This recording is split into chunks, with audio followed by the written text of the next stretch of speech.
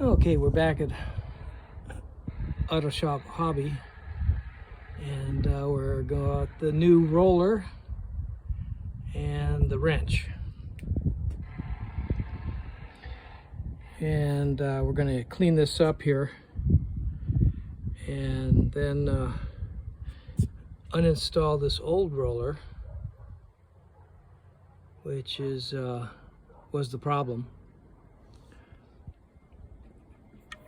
As you can see, it was at the bottom of the window, and the window fell out of the track because of that. Anyway, new roller, we'll clean it up. The guides are still good.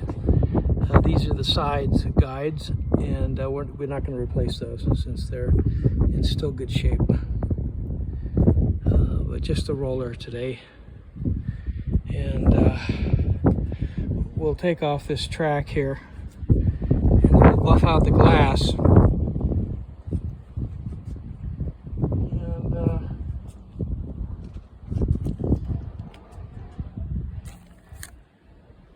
the product we use for buffing out glass is cerium oxide, and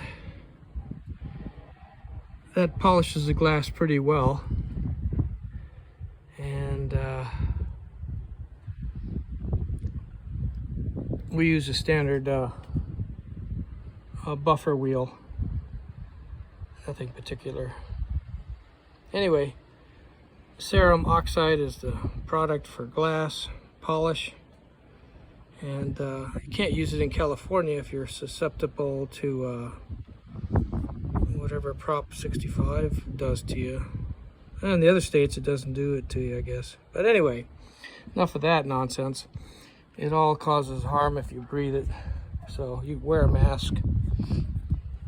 Anyway, there's the guide. We'll clean that up and re-grease it for the roller. It has another roller on the window regulator, which is connected to the electric motor.